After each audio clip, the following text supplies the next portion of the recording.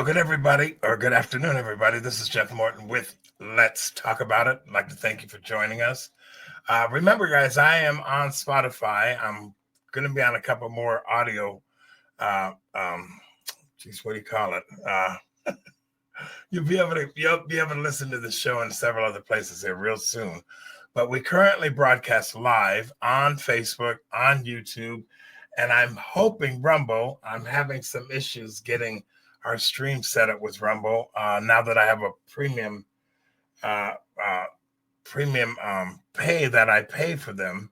So I am not sure what's going on with that. But Let's Talk About It is about you. I do this podcast to bring the average person on and talk about their story, those folks who are maybe making a difference in the lives of other people and who have something to share. And so that's what this is all about.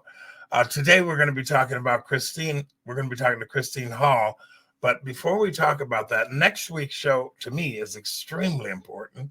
I'm going to have attorney Todd Richardson on the podcast, and he is representing two doctors who have been persecuted, in my opinion, through the state of Washington. Their case has gone all the way up to the Supreme Court, and the Supreme Court kicked it back down to the appellate court. So I'm going to have the two doctors along with attorney Todd Richardson on the broadcast next week to discuss their situation. I'm aware that there's another attorney named Jaffe who is representing John Stockton, former basketball player, who is also somehow embroiled in this lawsuit. And it all stems from these doctors being silenced during the COVID thing and then literally sued by the state of Washington to the Washington Medical Commission. So that's a big show for me because I was very involved in fighting the lunacy that COVID represented, the mask mandates, and all the things that happened, and all the people who lost their jobs, and certainly all the people who lost their lives. That's another whole conversation and possibly another whole show. But unfortunately, in the American world, we tend to move on. And I don't think we need to move on from this particular court case. And I hope these doctors prevail against the state of Washington and also recover from what they've been through. So that's going to be a big show for me. Personally, it's a big show. I hope you can tune in. Today's guest is Christina Hall. She is a wellness life coach. She has a story to tell. Her last name is Hall, and she wanted to be on the podcast. A friend of mine who I had on the podcast, Levi, who does hypnosis, recommended I talk to her. We talked, and well, without further ado, let me introduce you to Christina Hall, life wellness coach from Germany, a small town in Germany. Hi, Christina. Welcome to the show. Hi, Jeff. Thanks for having me. Hello, everyone. Yes. Well, now listen, as always, I always like to give the guests an opportunity to give us like a 5-6 minute background, where you come from, who you are, and just bring us up to date. Bring you up to date. All right, let's do it in 5 minutes and interject me if at any point. But all right, I'm a German girl from small town. We had one stoplight, that was it, and never thought I would ever move anywhere else, let alone to the U.S. Across the pond. I grew up as a statistic, and when I say that, I was diagnosed with an autoimmune disease. It's called Hashimoto's. It's when your thyroid is pretty much attacking your body, and a chronic pain condition with scoliosis when I was 10 years old.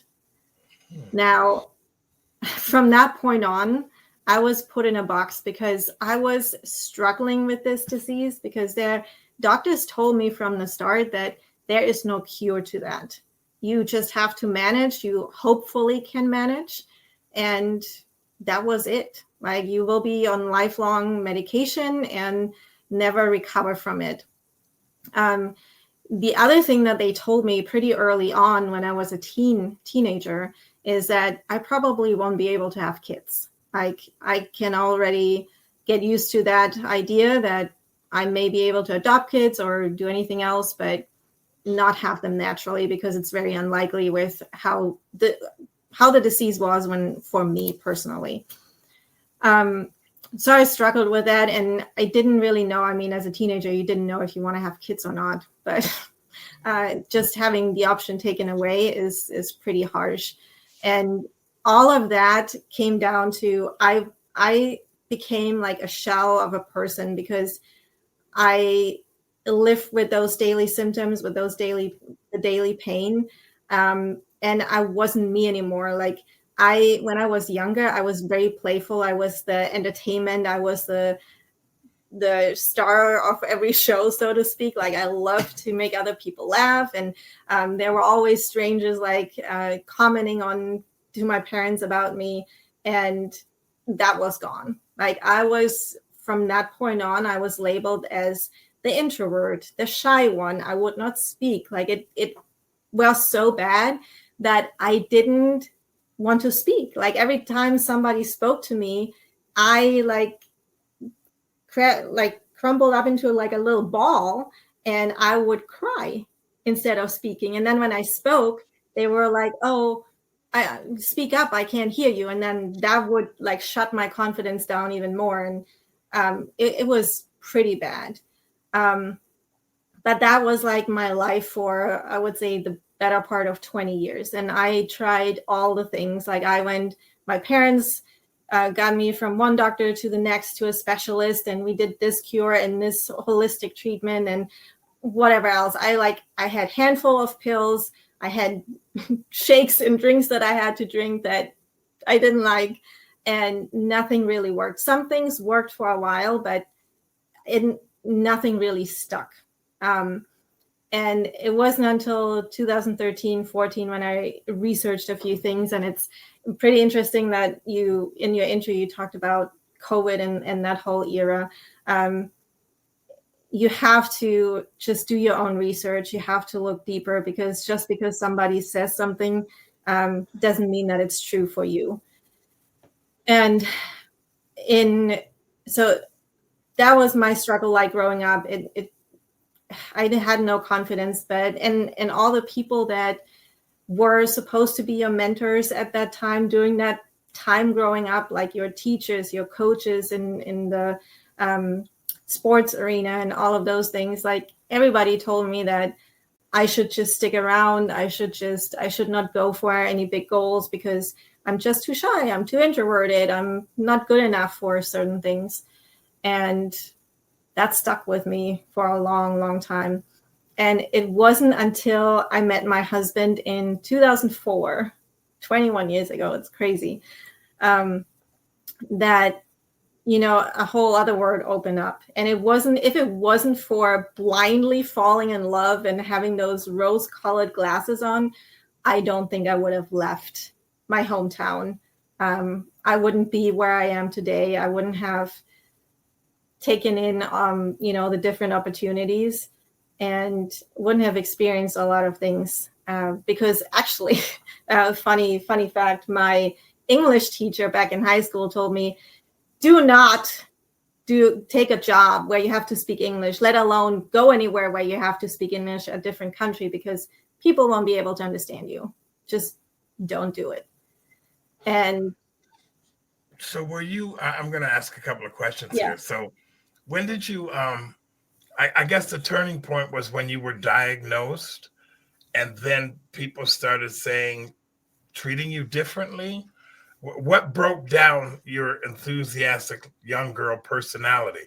Was it the diagnosis, or the way people treated you because of the diagnosis?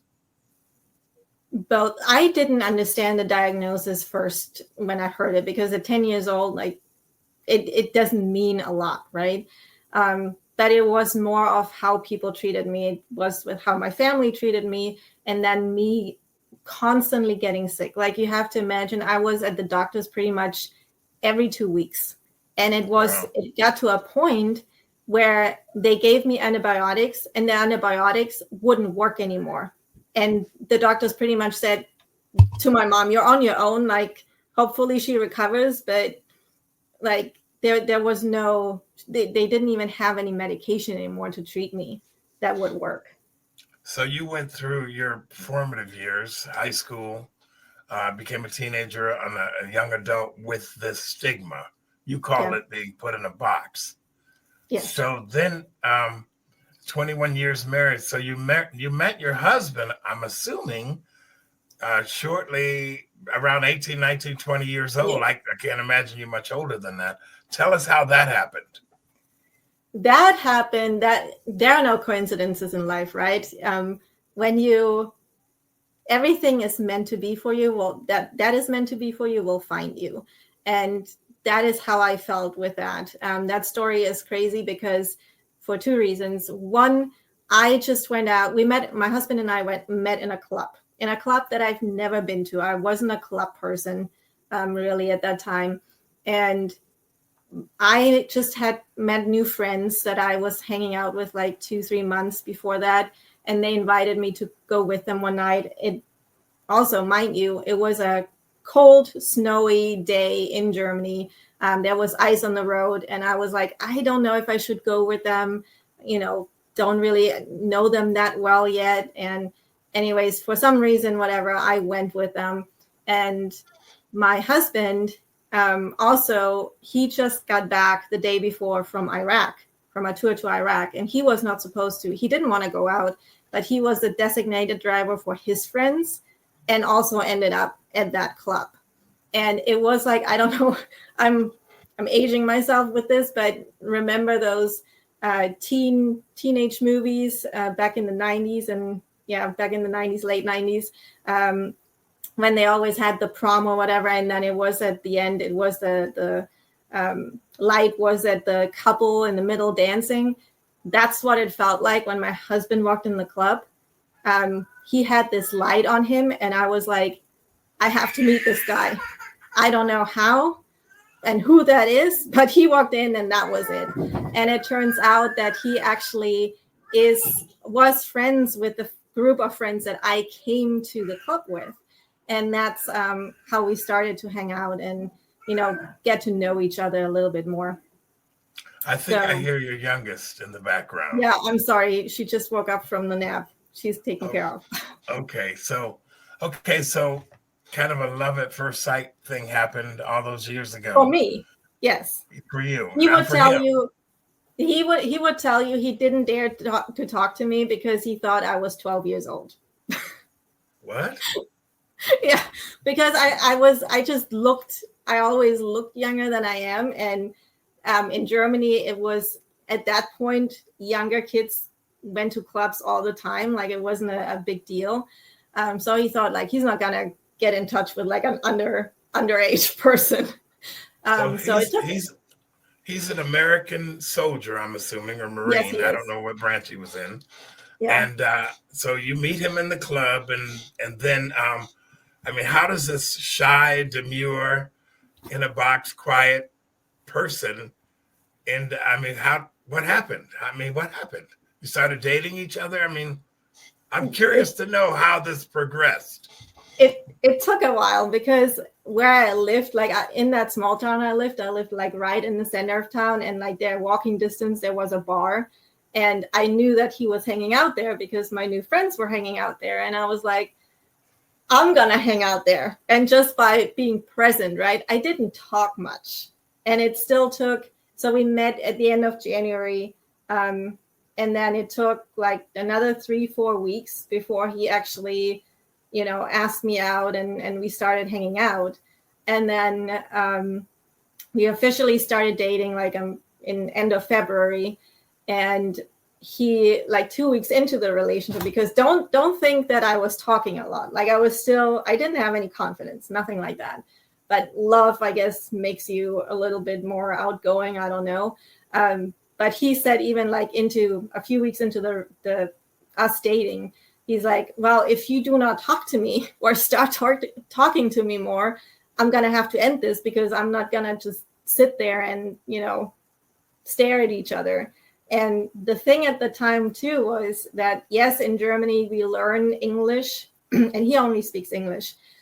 We learn English in high school, and I've been taking it at that point for like 6-7 years. But I could read and write and do all the things, but speaking another language is a whole different thing that I had to think about like every word and translate it in my head before I could say it. And I was also like having no confidence and not really liking to speak. Everything that I said had to be perfect in my mind because otherwise people would not like me.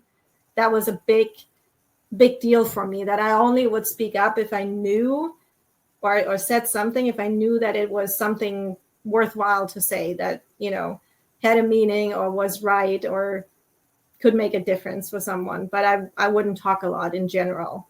But yeah. And now let me tell you, he's regretting that sentence, because now I'm not shutting up. Well, that's good. Now you ended up getting married, and then the ideal of leaving Germany, leaving your hometown and everything you knew.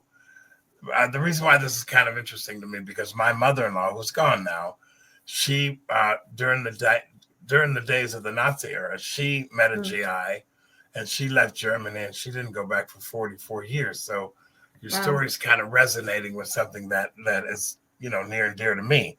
But anyway, you pack a bag. Tell us how that all happened and how long after you married him did you end up in the United States? Or did you marry him before you came over here? Tell me. We're going to spend a little bit more time on that, but because I think that's important to your story. Go ahead. Yeah. So we met 2004. He had to leave to another assignment in 2006. And so we were dating for 2 years. And I did not know, because girlfriends don't have any right in the military, right? And especially not like being in Germany. I would have had no idea how to get a hold of him, because social media back then wasn't also very big. Cell phones weren't the cell phones that we have now. And so he left, and I didn't even know if he would call me when he got to the States. I had no idea. Luckily, obviously he did. Right. And he found out. So he got back. He was stationed in Texas. I, at that point, just started college. I think I was in my second or third term. And we thought about it, what is the best thing to do here? So in 2006, he got to his new duty station, and he was told pretty soon that he is going to deploy again. So for us, it didn't make sense that I would, come over and in the middle of college, at least see where it's at, where everything's at when he gets back from deployment. And that deployment was a year deployment. So it was quite a bit of time anyways. But also very important to know, I have at that point, I never really left Germany. The only thing what we did for vacation was we drove over to Austria. I was in Italy, but everything was driving distance. So I've never been on a plane to go anywhere.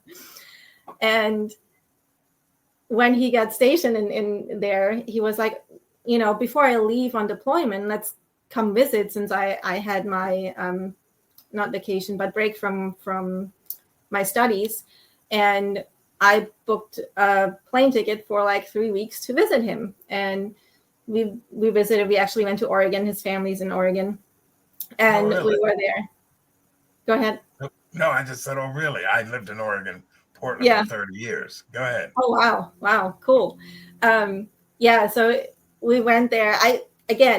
Going on a plane, my parents thought, and my whole family thought it was, you're nuts, because again, I'm the one that never did anything, never speaks up about anything, and here I am going on alone, flying to the US, never flown, all the things. And well, get here, had a great time, to cut it short, sorry, but that is an important piece of that whole story.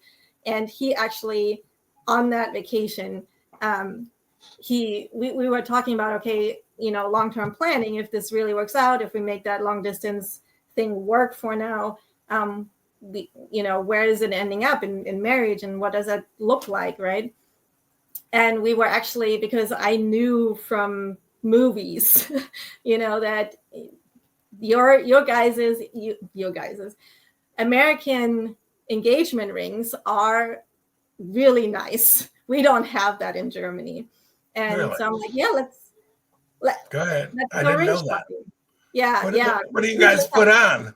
I mean, we just have plain wedding bands almost. There are no diamonds or anything like that. Okay. And so I didn't know that.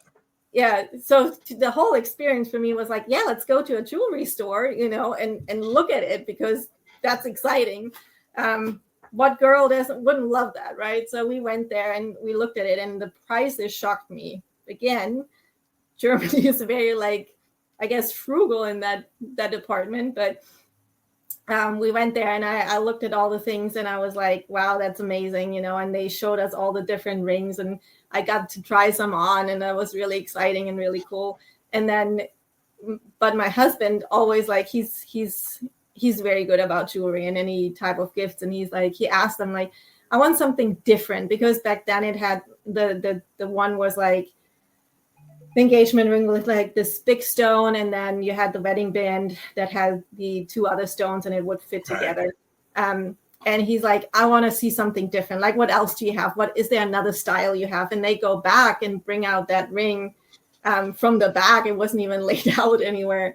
And I tried it on, and I fell in love with it, right? And he fell in love with it. And I'm like, that's crazy. Like, we're not going to spend that money on a ring like that. That doesn't make sense. Anyway, so after that, we like leave, but he goes back in because he's like, I have to go to the bathroom before we go to the next stop. And I'm like, yeah, no worries. I did not know. He went back in to buy that ring at that point. That sounds like an American. I get that. Yeah. One. Like, and then like we went to eat with his family and a couple friends. And I went to the bathroom there, and he showed everybody the ring. And when I came out, everybody had like this look on their faces, and I'm like, what do I have? Do I have toilet paper stuck to me somewhere? Like, what is going on? And no, he just showed them the ring, and I had no clue. And then it was like a couple days later, and also I have to say, he's not the outdoorsy guy or anything like that, but he said, let's go hiking, to Mount Hood. And I'm like, yeah, sure, let's do that. And we went, and at that point, he also was a smoker still. So he had like one cigarette after the other. We were hiking up a little trail there. And he was so like, I'm like, what is wrong with you? Like, he was so nervous, and his palms were sweating. And I'm like, what is going on? And then we were at a little outlook over the landscape, a little higher up. There was a lodge there.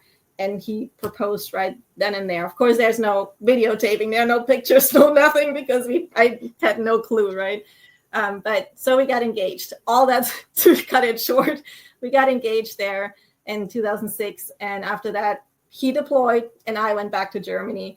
And we had a long-distance relationship for 4 years after that. It wasn't until 2010 that I came to the States. But in the meantime, that is another story. Like 2 years later, after he got back from deployment, and I tried to visit, every time I had a break from college. In 2008, early 2008, we started talking about, okay, when's a good date to get married? Because at that point, it's been almost 2 years being engaged. And we knew also that there was another deployment coming up for him again. Like he was going back and forth constantly, a year and then a few months off and a year back to deployment. And so I'm like, I just want to have more. I want to have more rights. I want to, be able to contact you and be in the know and know where everything is in terms of the military side of things. So what is the next steps? And we looked into it, and I'm like, I want to get married in Germany because my family doesn't travel. They're not going to come over here. So how do we do that?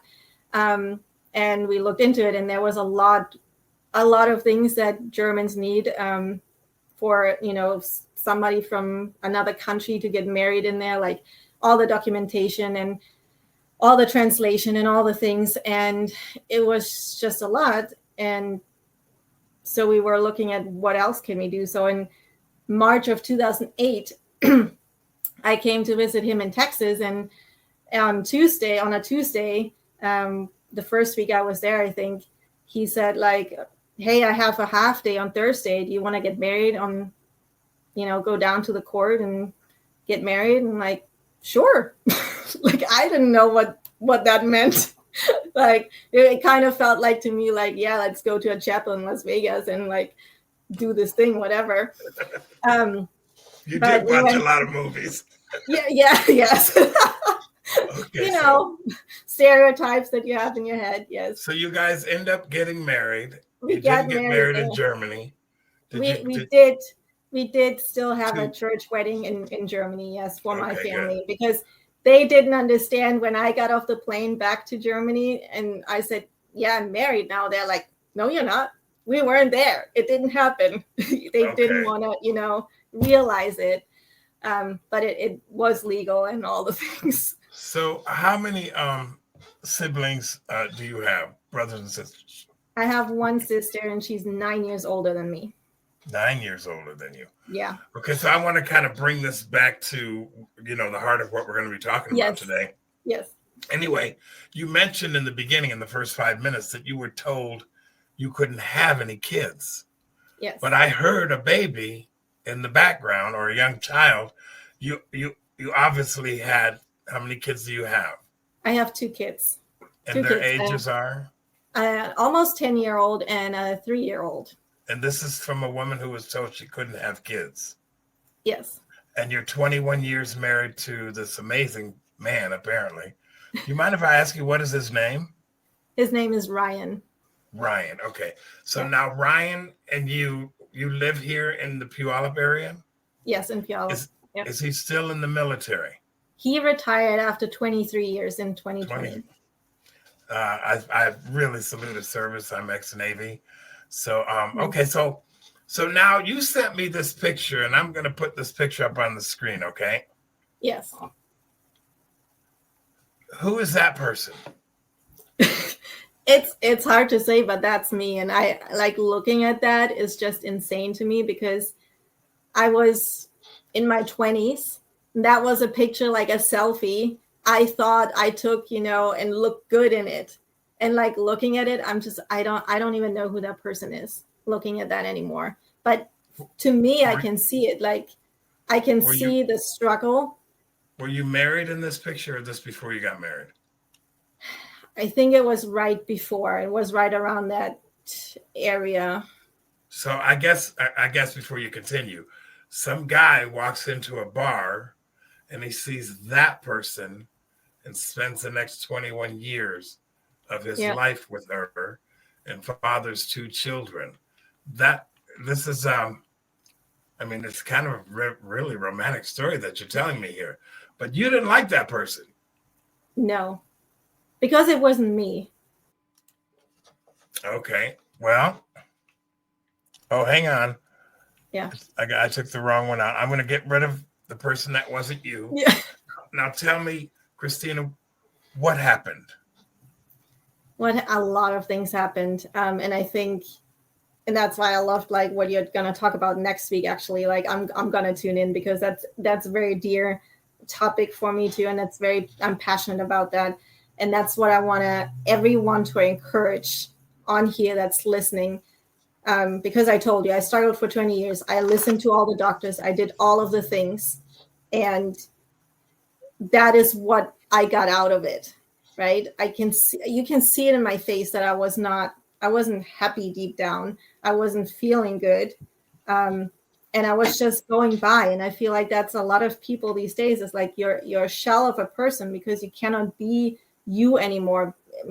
Might it be for physical health reasons, for mental health reasons, for struggling financially, for not having social relations because everybody's just hustling and working and having to do all the things they think they need to do. That just was, it's just such a big topic for me. But what happened was that I actually learned to listen to what my body needs. And I want to share this because being healthy doesn't have to be complicated. It doesn't have to be this crazy routine that you have to do, this crazy diet that you have to be on. We're all thinking like when we think of healthy, it's like constantly going to the gym, working out, only, never drinking any alcohol ever again, not drinking anything but water, and that's filtered water and all the things that are out there about it.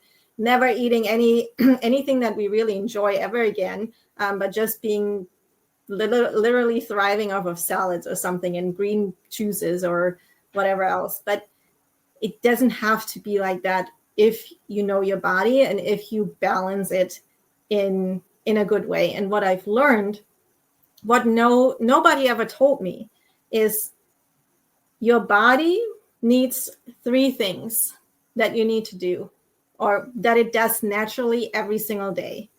And that it detoxes. That's why we go to the bathroom.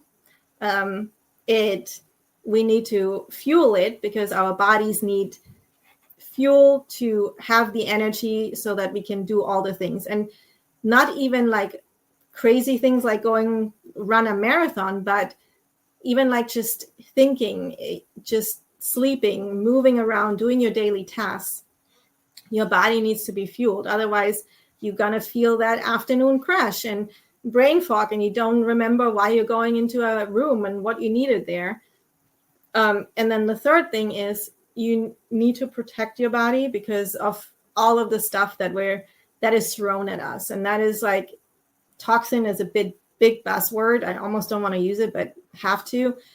Everything that you can think of, from what you're wearing, what you're putting on your skin, what you're putting in your mouth, to when you go outside, the air, air quality, when you're sitting in front of your computer, especially when you're working at a laptop, like being exposed to that all day. How many times, like how many people do you see that they're constantly looking at their phones and having the phones and the earbuds in their ears and all of the things like that is all affecting us. And we need our body to help it so that it doesn't affect us as much. And that's like, it sounds really complicated, but it's not. And your body can do it as long as you're balancing it. But a lot of people are being blocked from effectively detoxing anymore. Like, that's why there are so many detox programs and diets and whatnot out there. But if our body cannot do that, that's when, it's almost like when you don't take out the trash in your home and just leave the trash piled up. Like, that's not gonna be nice after a few days. It's gonna. I've been in homes where that was a standard practice. Trust me, as a plumber. But wow. I get your point. So you allow the garbage to back up, build up, and become huge within the body. Go ahead. Yes. And then that, helping to understand that there's a simple way to do that, and you don't have to take on all the cleanses and all those things. But that is another problem. If you don't take out the trash, your body's trash, your body is actually very smart. If it's getting too much, that's when we tend to gain weight, because your body is taking the trash that isn't supposed to be there, and it's not helping the body in any way, and putting like a cover around it, like our fat cells, and then just leaving it there. And that's also the other reason why a lot of people having trouble to lose weight with conventional diets, or just cutting their food in half, or doing more exercise or whatever. If your body doesn't know how to detox and get rid of it, you're gonna stagnate. You're not gonna get over a certain threshold, because your body is protecting you. Because if you would get rid of all of it, it could hurt your liver, it could hurt your kidney, and all those other organs internally too, and you don't feel it. And that's the other thing. What a lot of people also say is like, oh, I don't feel anything. They're eating whatever they want. They do all the crazy stuff. They don't really balance. But they're like, yeah, I don't feel it now. Like, I feel good, whatever. But then the little signs, like I said earlier, when you crash in the afternoon, when you need energy drinks, when you need caffeine all the time, when you can't go to the bathroom every day, when you gain that weight, when you feel those achy joints, we say like it comes with the older you get, but actually doesn't. Like, if you balance it right, it doesn't have to be that way. And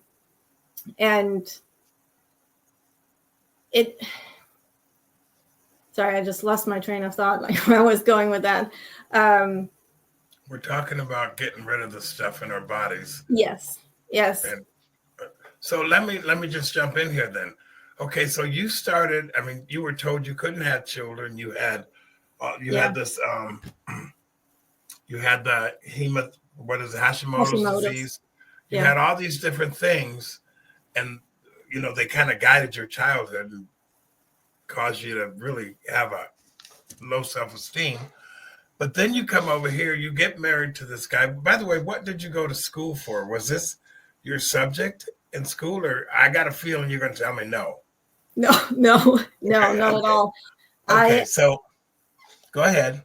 I got an MBA, a good old MBA. Okay, and what area of study? So I majored in marketing and international management, and then a minor in English. Okay, so then you come over here, you meet this amazing guy, and how did you begin to listen to what your body needed? Yes, I'll tell you that. We were stationed in Texas. Texas is all year round sun. And I went to the doctor like every 2 weeks, at least once or twice a month. And they ran all the tests, and at some point they thought I'm a hypochondriac, like, because I always had these symptoms, but they couldn't find any causes or anything wrong really. And then they did a blood test, and my blood level said that my vitamin D is like bare minimum in Texas, where there's sun year round. Right. Yeah. So that was the first time, and that was like the first time that they prescribed what they like to do. They like to pump you full of it, like a lot is good, whatever. I think Don't get me started on that one now. You give me the 2 hours. I have more stories about that that I want to actually share. But 50,000 units of vitamin D, and I got the prescription. I took it, and then I talked to a friend of mine back in Germany, and she's like, "But your body is not even able to absorb that, because vitamin D is not just vitamin D; it needs all these other things in your body as well, and you should actually take, a multivitamin and some other things with it to actually being able to make it work." So I scratched that. I skipped the prescription. I took what she recommended to me. And within 2 months, I went from like a 20 level of vitamin D to a 43. And my doctor back then said, that's fine. You don't need it anymore. And I'm like, no, it's not fine. It's like, again, the minimum of level where it should be. It should be more like over 60 when you're to feel good. And so I continued it, but I did that with 900 units of vitamin D per day instead of the 50,000 units. And just because of how it works together, like you don't have to push all of that stuff into your body and make that grand entrance, whatever, like just do it balanced and every single day, make it a habit of taking care of your body. And that's when I started to research, okay, that if that works, like what else is there, what I don't know, right? And that's when I learned about, the detox, the fueling, the nourishing of your body, and the protection, like these three things. And I'm like, okay, like how can I do that? And it's simple things that actually make the difference, and not like the radical changes and lifestyle changes that you have to do, because I always thought that too, like I have to, cut out sugar and not eat any sugar anymore, or now I have to work out every day, but what if I don't feel like working out? Then I feel guilty about it. And then that is like a whole other thing. Go down that road, then I won't do it again anyways. And then I just have a binge eating session because I feel so, I self-pity myself, whatever. And then it's like going down the rabbit hole of why am I doing this? And then when I have to start over, it's like a New Year's resolution. I'm going to do it next year. I'm going to do it on Monday. I'm going to do it next month. Instead of just like, okay, I slipped up, whatever. I enjoyed myself. It felt good in the moment. Let's move on. Like, it doesn't have to be a thing of like shame or guilt that comes with that. We've got about 20 minutes left in the program, and I know that this is this is actually a, a very good conversation, and I know there's a whole lot going on here. So you and I are going to absolutely have to do another show. I just want to put that out there, okay? Okay. Because everything you just said, my wife has lived it. I'm doing the gym thing and I'm doing all this other stuff. And I got type 2 diabetes that I'm trying to get rid of. And then all this, and I'm constantly hearing my wife, yeah, I ate too much today and all. And it is a yo-yo. It is like insanity because your emotions are all over the map, but that's what's driving all of this. So now you were emotionally bankrupt as a child, withdrawn. And then you come over here and you start taking vitamin D, 900 units. And now I got this vivacious German woman, mother of 2, sitting in front of me. Got to be more to it than that. Come on. Well, there's, a little bit, because after, feeling better, because vitamin D is the sunshine vitamin, and it means it, like, it affects your mood. It affects a lot of things in your body. Everything is connected. Like, don't ever, that's another thing. And I have to throw that in there because it grinds my gears. Like, I'm so passionate about that. When you go for Hashimoto's, for your thyroid, you go to an endocrinologist and they only look at that. They don't look at anything else in your body. They never ask you about what's your stress level in your life. What are you eating? What is your stomach all right? Do you have any digestive issues? They don't ask any of that stuff. And that is so frustrating to me. Like right now, like looking back, that it could have been different. They could have actually made a difference in my life way early. And I wouldn't have to struggle for so many years. And a lot of other people, you don't have to struggle. I want to shout that out from the rooftops. You do not.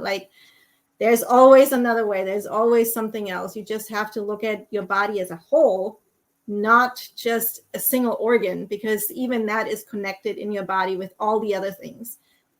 And then also your mental health. And that is another thing. Once I started to actually feel better and I saw the effects, hey, I don't need that extra energy drink, or I'm feeling better. I'm waking up and I'm not mad and frustrated, but I'm actually looking forward to the day, right?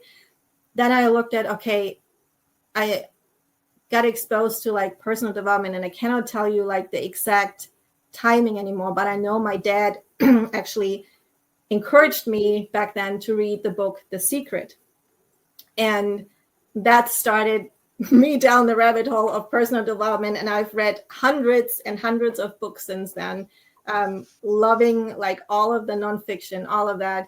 Went to Tony Robbins. I'm following Gary Vaynerchuk, all of those people. And I'm filling my mind every single day with the good, because you have to. The media, social media, your friends, everybody's always talking about, what's wrong with everything. And that's because it's easy. That's like a human trait. It's like a reflex. It's what we do. And it's fine. I'm not judging anybody, and I don't want you to feel guilty about it, because it's normal. But we have to put more effort into the good things that we're thinking about. And that's actually how the next steps for me were, when I started feeling good, addressing okay, how can I be that person again? And the next book that I read was, I asked myself, am I happy? I'm not happy. What does that mean to me, happiness? And I started Googling back then, and I came across the book. It's called The Happiness Project. And I read that book. And from there on, it just started down. I started researching more and more and came across more things. And it's funny, how it works. If you research and you look into something and you look for something, things appear, teachers appear. And it wasn't until the biggest thing that changed everything in the regard of getting me back after I got my health back was I did write affirmations and plastered my house with it. It was literally everywhere. And I did, I don't know if you heard of her, but Louise Hay. I don't even know what she was. She's no longer with us, but she wrote some real good books. But her if for anyone struggling with self-esteem, confidence, anything like that, she has an exercise and it's called mirror work. And literally what you do is there are 4 steps, 4 stages to it. Especially for people that don't feel confident, that don't like what they see in the mirror, that, you know, don't like pictures of themselves. You go stand in front of the mirror and you look at yourself. That's the first stage. Just look at yourself. And for me, that was very awkward. I couldn't look myself in the eye. Like, it was bad. And you do that every day. And again, it's a habit. It's not like, it doesn't have to be perfect right away. You might miss a day. You might think it's stupid. It's all good. But just whenever you think of it, do it. And then the next stage is you look in the mirror and you smile at yourself. Like, actually, you know, because that is another sign for our body that somebody likes us, right? It's always nice when people smile at us and not like yell at us. So do that. Again, it's a habit. Like, get used to it, get comfortable with it. For me, it took forever. It felt like forever. And then the next stage is you give yourself a compliment. You stand in front of the mirror and say, hey, Christina, I really like your smile. I really like your hair today, or whatever it is. And then the next stage after that is you stand in front of the mirror and tell yourself, hey, Christina, I love you. And you can say that without like giggling, feeling awkward, wanting to run away, all of the things. And that's the ultimate thing, because it all comes back to you. You have to be confident, you have to trust yourself, and you have to accept yourself. And you are the person that has to love yourself first before anybody else.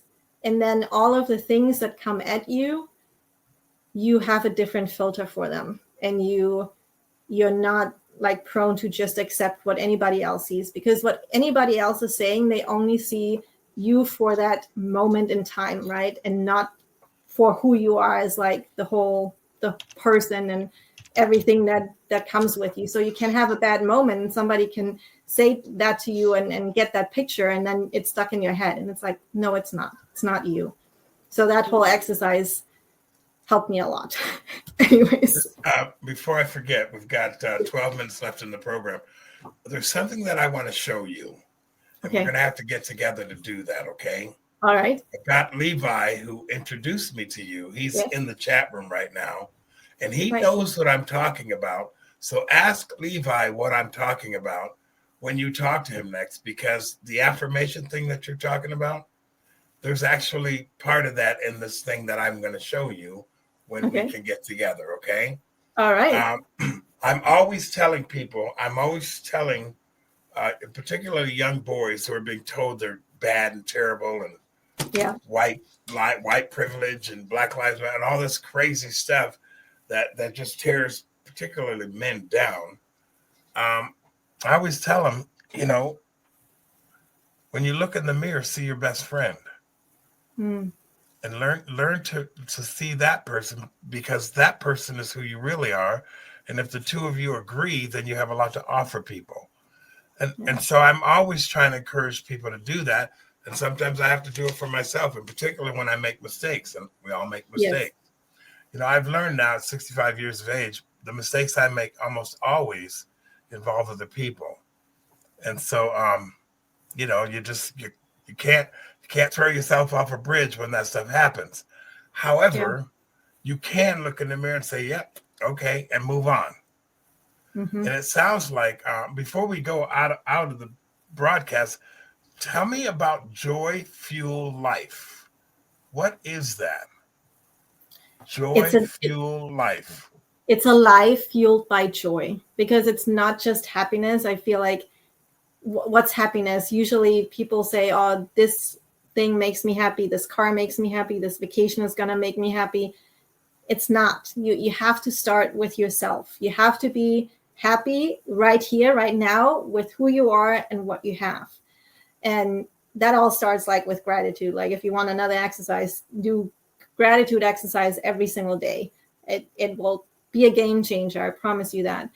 But that whole journey, like I said earlier, one of the first books that I read and the questions that I had for myself was, am I happy? And I wasn't. So I went down the whole rabbit hole of what is happiness? Like, what makes me happy? And figuring that out, learning again who I am. Who is Christina? What does she like? I didn't know any of that anymore, because I never tried anything, because I didn't dare to. I wasn't confident enough. I didn't have the self-esteem to do it. And so Joy Fuel Life actually came to me on the way to work in 2013. I was stuck at a traffic light and I was thinking about it, because I'm an overthinker. I'm a people pleaser by nature.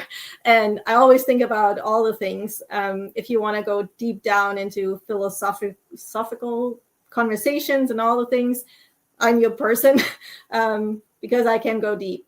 And on the way to work again, I was thinking about it. And I was like, no, I want a joy fuel life. I want a life that's fueled by joy. And that doesn't mean that everything is perfect all the time. It's not, because life is life and things happen and people happen and you cannot change that. But I want everybody to have the tools that they can feel that joy, be happy, be content and satisfied with who they are and where they are in their life, no matter where they are, if they're have all the success or if they're just starting out. And I love what Tony Robbins says with that. It's like, life is not what happens to you, but what happens for you. And that's also like what I've seen whenever stuff happened to me. And there are a lot of things that I didn't even share or came close to sharing, where I almost lost my life with my firstborn, and then with another surgery I had. And then there was also like a home invasion in Texas, like all kinds of things. And all those have actually fueled me more and taught me something than if I hadn't experienced them. And I want everyone to take that away, that it's not the end, even when bad things happen. And unfortunately, they happen to all of us. We can talk about those bad things and some of the things that you've had to overcome on the next program. I would love to have you back on. But I want to talk about, you mentioned it just a moment ago, you almost lost your life with your firstborn. And you were told you couldn't have any kids. And now you have a 10-year-old son, is it? Son or daughter? Both girls. Okay. So now you have raised a child. Tell me how that has affected your life. And we've got about 7 minutes left in the broadcast. Yeah. Let's talk about that. Your kids that you were never going to have. Yeah. They changed my life. And I know that's like very stereotyped to say, but they did. And my firstborn especially, I think that was a turning point for me, that I understood that I can advocate for myself and that I can trust what my body tells me than what somebody else outside is trying to tell me, because they have to, because they are going by a book or somebody else, what they've been told. But with my firstborn, they pretty much, I gained 50 pounds during pregnancy, and pregnancy is a very specific topic. I understand that. And please go out and always seek medical advice and do all those things. But for me, I gained 50 pounds. I'm a tiny person, so 50 pounds was a lot for me.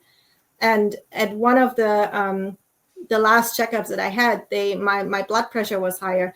Well, of course, I was driving 45 minutes to get to that appointment before I had to go to work, and I was stressed out. And I had that 50 extra pounds that I usually don't have.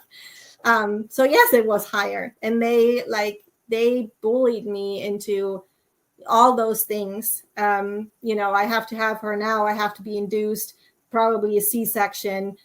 3 different doctors told me, 3 different midwives.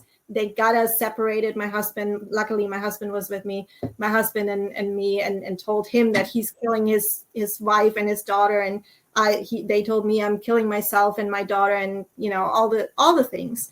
And they told me that I would, at this point, I would not have her naturally. So I will have to be induced and do all the medical things.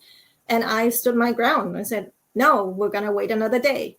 I feel fine. Baby was monitored. Baby was fine. I'm not going to do that. And we didn't. And that was like a holy, I don't know if you believe in God or not, but that for me, it was a holy intervention, because I had a little talk with God that night. And I was like, I'm going to have this kid naturally. There's no other way. There is just no other way for me. And the next day I had her within 5 hours. Well, I do believe in God, so yes, I get it.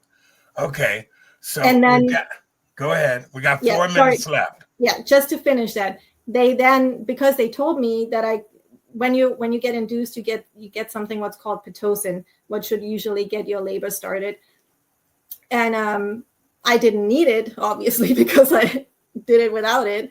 And they told my husband, they lied to my husband afterwards, and said that I lost too much blood and I need Pitocin so that I would not hemorrhage or whatever happens. And they gave it to me, and I went in complete shock.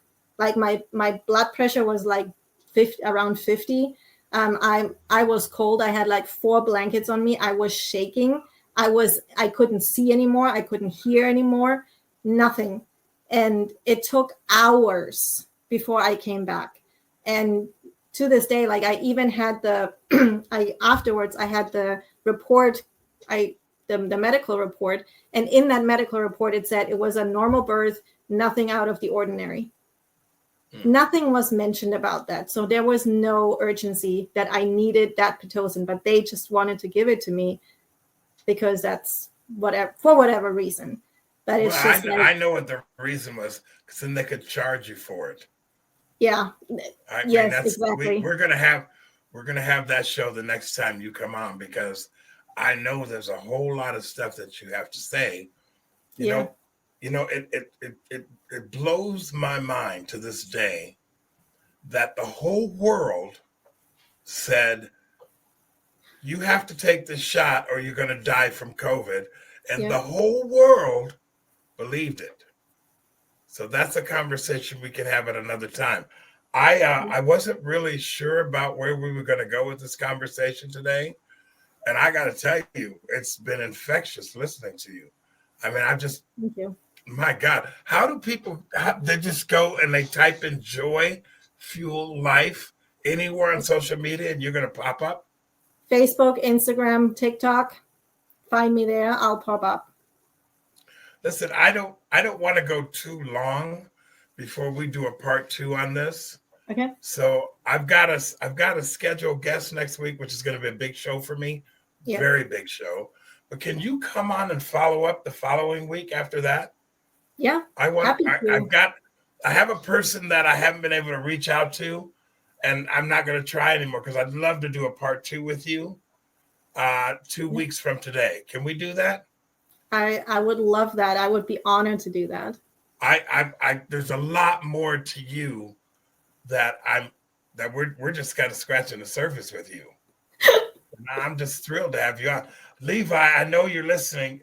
Thank you for introducing me to this wonderful lady who has transformed her life, had 2 children, been married forever to a great guy, and all the things you were told as a child, everything that was put into your head, you have pretty much been able to check out, do your own research, and come to the conclusion that it really is up to us. Yes. All right. Well, listen, Christina Hall, this has been fantastic.